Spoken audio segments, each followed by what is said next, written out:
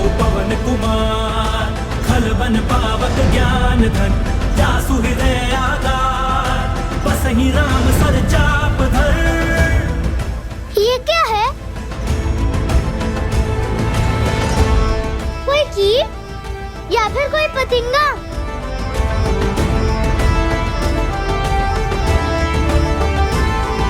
पुनन्य सिंधो सलिल सलीलम यशोपहिनी जनकात्मजया, अदायतनेव ददाह लंका नमामितम्। ये मेरे आम की तरफ क्यों जा रहा है?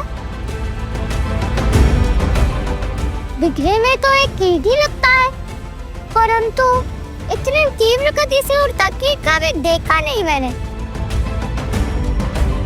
वैसे तो ज्यादातर कीट मीठे फल के ही उड़ जाते हैं, तो ये तो मेरी आम की ओर बढ़ रहा है।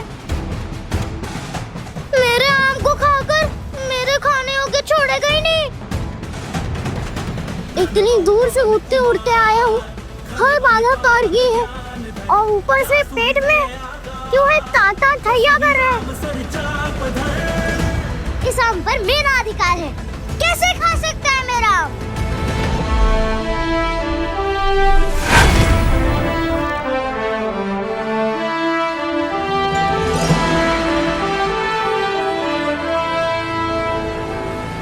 रानीपत कीट महाराज,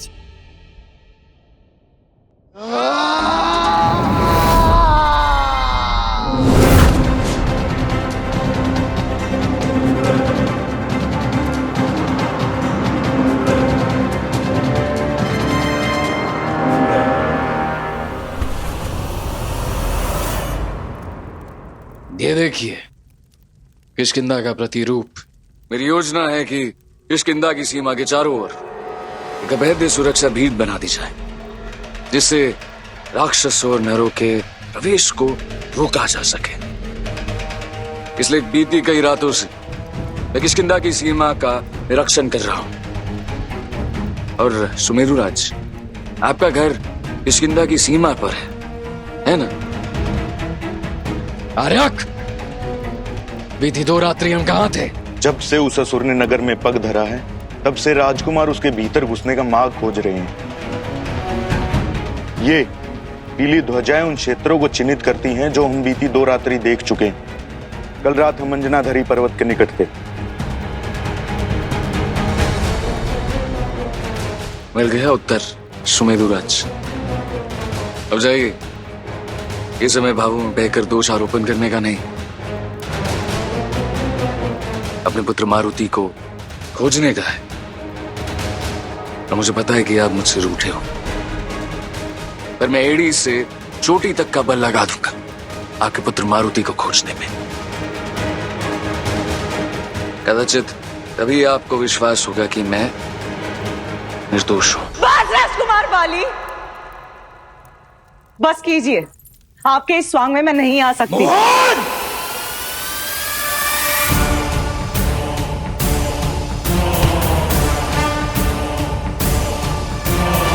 मैं अपना पक्ष रख चुका हूं और लालचन नहीं सहूंगा। माता पिता का कर्तव्य होता है अपने संतान की रक्षा करना, जिसे स्वयं नहीं कर सके और मुझ पर दोष मारने चले आए। सावधान राजकुमार बाली, आप कदाचित भूल रहे हैं आप किसके समक्ष खड़े हैं। सुमेरु राज केसरी की पत्नी देवी अंजना को संबोधित कर रहे हैं आप। कदाचित भूल तो आप रहे हैं कि आप किसके समक्ष खड़े हैं। मेरे मौन को मेरी दुर्बलता समझने की भूल मत करना सुमेरु राज।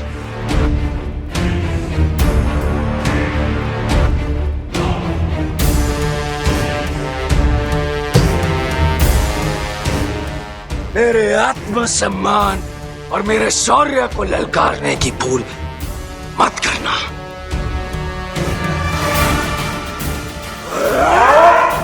सुमेरु राज,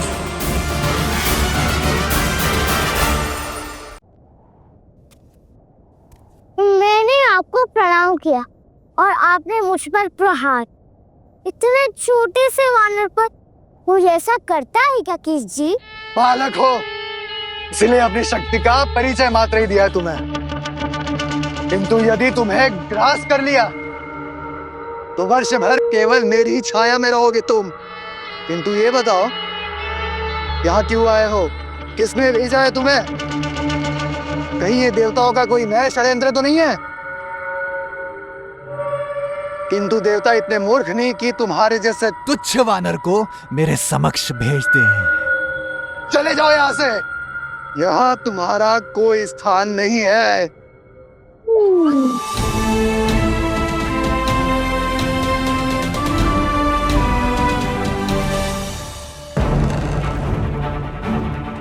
मारुति, मारुति। क्या हुआ मेरे मारुति को? हुआ नहीं, किंतु होने वाला है। मारुति ने साक्षात मृत्यु को ललकारा है। क्या? आपके कहने का तात्पर्य क्या है मित्र? मारुति सूर्य को आम समझकर खाने निकला है। मैंने रोका, समझाने का प्रयास किया, किंतु वो मेरे हर तर्क को टालकर पवन वेग से उड़ गया। उड़ गया?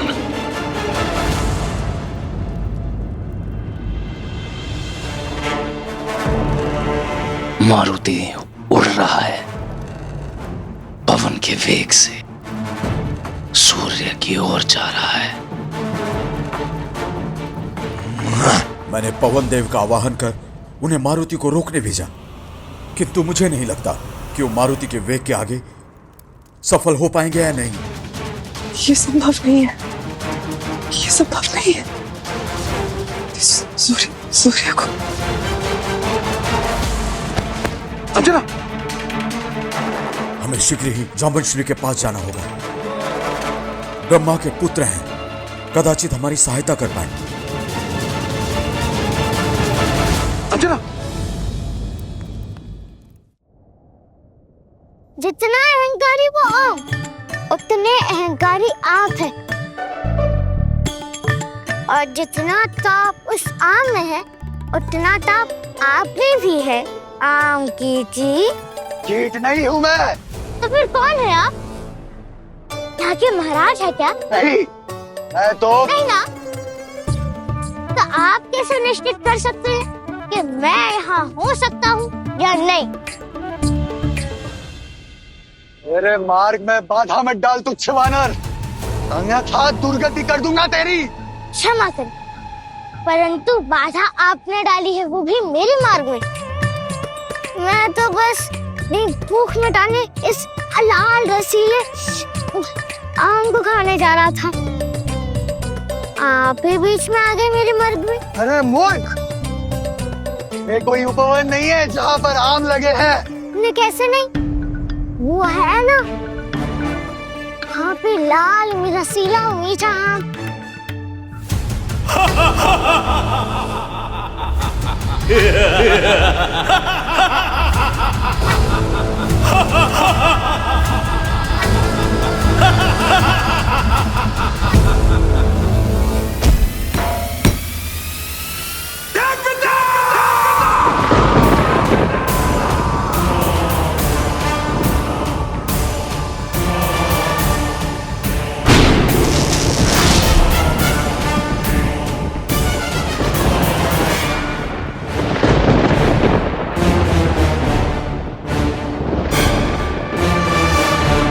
जिस गहन से तुमने मेरा आवाहन किया है,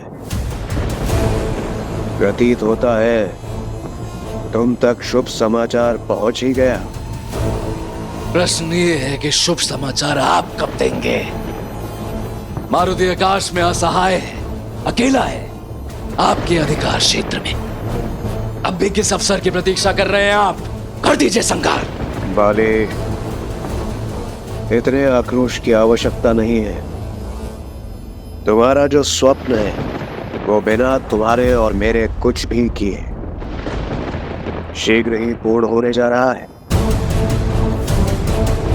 सूर्य का भक्षण केवल मारुति ही नहीं करने जा रहा, राहु भी सूर्य ग्रहण करने वाला है। और राहु जन्म से असुर होने के साथ साथ कर्म से एक दुष्ट ग्रह है।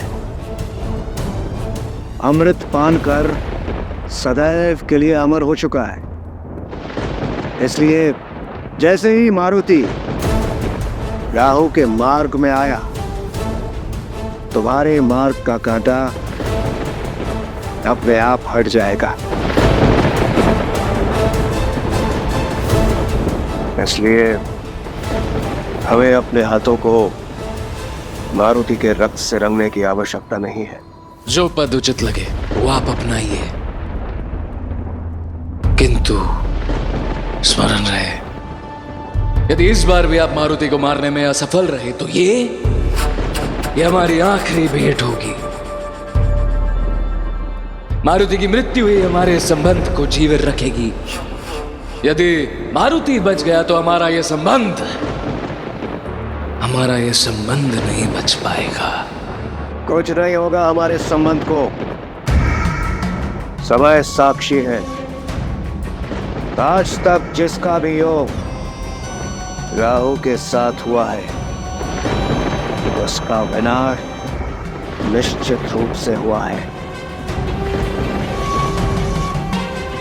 मुझे तो दया आती है उस नन्हे मारुति पर जो पहली बार घर से निकला है, वो भी अकेला।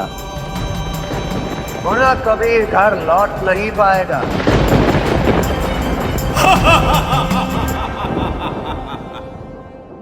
ये आम खाने आया है तू? ये आम? तो हाथ उड़ाता है मेरा। जानता नहीं है कि मैं कौन हूं। चाहे देवता हो या दानव, आज तक मुझे रोकने का किसी ने दुस्साहस नहीं किया है। युगों युगों से सूर्य का भक्षण करता आया हूं मैं। ये लो, युगों युगों से खाते आ रहे हैं, तब भी पेट नहीं भरा। तनिक दूसरे को भी तो अवसर दीजिए। हर बार आप ही आम खाएं, यह आवश्यक नहीं है।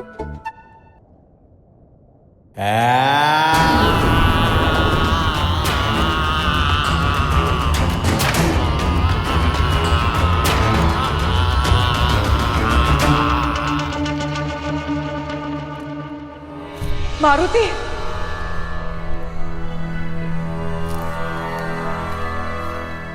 मारुति। अंजना,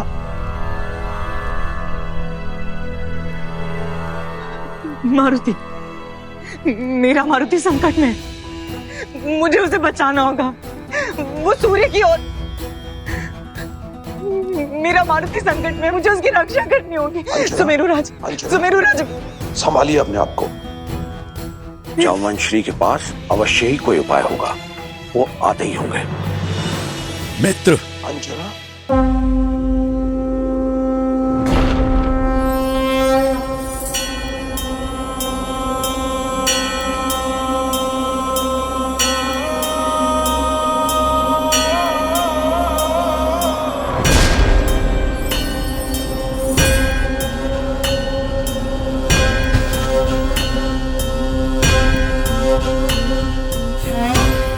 जामवंशी, मेरा मारुति।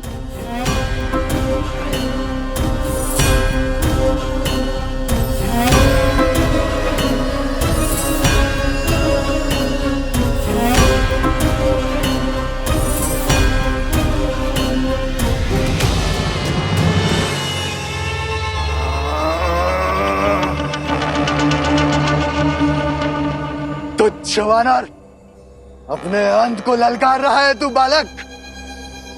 अब तक समझ नहीं पाया है कि मैं कौन हूँ। हाँ, आप एक कीट है, मीठे फलों को खाने वाला कीट।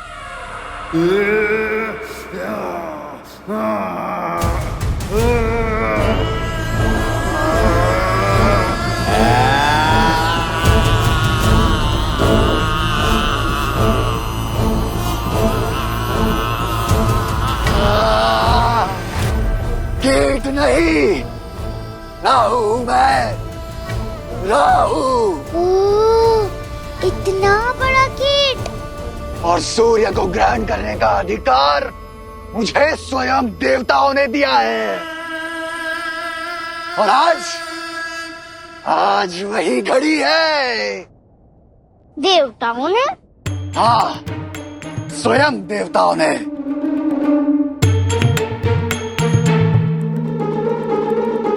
संसार में जो भी घटता है महादेव की इच्छा से घटता है, और उनकी इच्छा जानने के लिए प्रश्न भी उन्हीं से करने होंगे। वही जानते हैं कि इस लीला का कारण क्या है। एक वानर उड़कर धरती से सुदूर आकाश तक पहुंच गया। यह घटना साधारण नहीं है। इसके पीछे कोई बड़ा उद्देश्य छुपा है।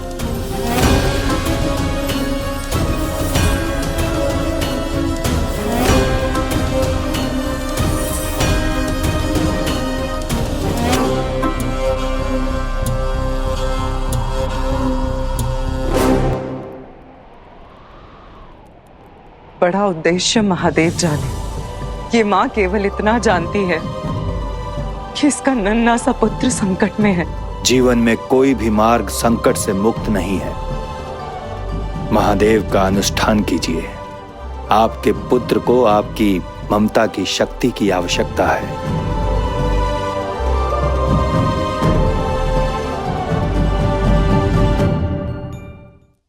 ये विशाल छाया! तो अंततः तुम्हें भी मेरी शक्ति और प्रभाव का अनुमान हो ही गया बानर। इस छाया से स्वयं देवता भी डरते हैं।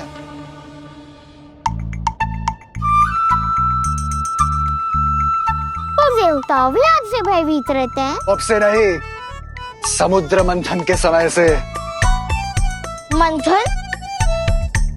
मंथन तो मेरी माता करती ऐसे दही का। मेरे लिए माखन बनाने के लिए। परंतु ये समुद्र मंथन क्या है? अच्छा, ग्रहण का समय निकला जा रहा है और तुझे समुद्र मंथन जानना है? तू क्या मुझे भटकाना चाहता है बालक? जिसकी छाया से देवता डरते हैं, तो फिर मैं क्या भटकाऊंगा? मैं तो केवल समुद्र मंथन काल से देवता आपसे क्यों डरते हैं, मैं ये जानना चाहता हूँ। आप इतने महान क्यों हैं, मैं ये जानना चाहता हूँ। वानर महानता तो समझी, अब भय क्यों है ये भी समझ लो। ये संसार मुझे दानवराज विप्रचिति के पुत्र स्वरभानु के नाम से जानता था। देवताओं और असुरों में शक्ति का युद्ध थमने का नाम ही नहीं ले रहा था। परंतु समुद्र मंथन के लिए देवता और असुरों में संधि हुई और समुद्र मंथन से कई वस्तुएं निकलनी निश्चित हुई और उन वस्तुओं में से एक और वस्तु निकली, अमृत। अमृत? जिसे पीने वाला कभी नहीं मरता। सदा अमर रहने का लोभ इतना विशाल था कि हम देवताओं के साथ जुट गए और समुद्र मंथन अमृत निकालने के लिए शुरू हुआ।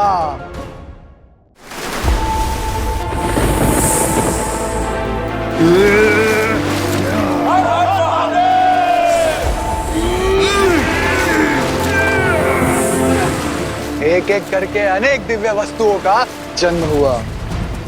शंख,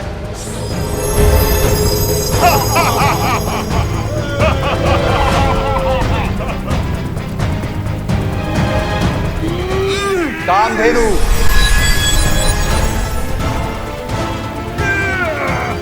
कल्पवृक्ष, जो पात्रता के अनुसार बांट दी गई, और फिर आया अमृत।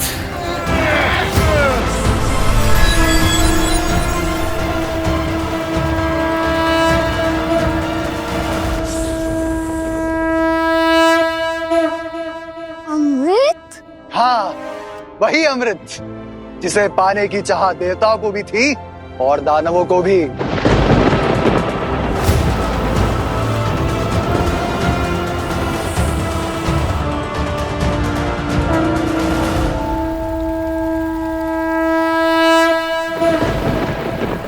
और अंततः हमने उसे पा भी लिया। हम अमृत का कलश लेकर भागे, किंतु विष्णु ने मोहिनी अवतार धरकर हमें चला और अमृत का कलश हमसे छीन लिया। विष्णु के इस अवतार ने दैत्यों से अमर होने का अवसर हर लिया। सबको भ्रम में डालकर केवल देवों को अमृत पिला रही थी मोहिनी, किंतु मैंने ये छल पकड़ लिया और उस छलिए विष्णु को ही छलने का मार्ग खोज लिया।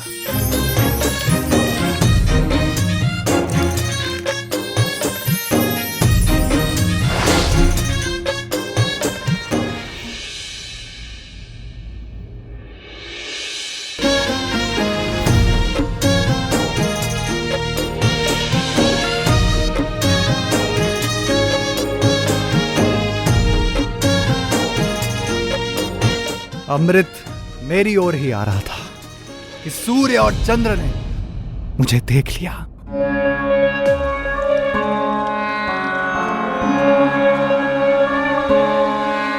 और भानु है ये एक असुर।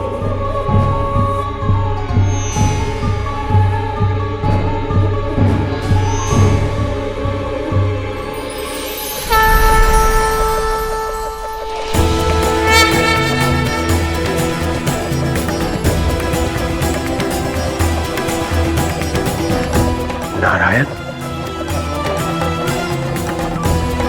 विष्णु ने चक्र तो चलाया, किंतु तब तक अमृत मेरे शरीर में पहुंच चुका था और जो अमर हो गया। मुझे मेरे प्राण, मेरा धड़ मिल जाना चाहिए था, किंतु देवताओं ने एक और छल किया मेरे साथ। ब्रह्मदेव ने मुझे 2 भागों में अमर कर दिया, सर वाला हिस्सा राहु में और धड़ वाला केतु। तब से मैं शत्रु हूँ सूर्य और चंद्र का। राहु केतु? हाँ, इसलिए मुझे ये वर मिला कि मैं किसी भी विशेष समय पर सूर्य को निगल सकता हूँ, सूर्य को ग्रहण कर सकता हूँ। इसलिए सूर्य पर केवल मेरा अधिकार है, सूर्य पर केवल मेरा ग्रास है। और यदि मेरे ग्रास के बीच कोई आया तो उसकी मृत्यु निश्चित है।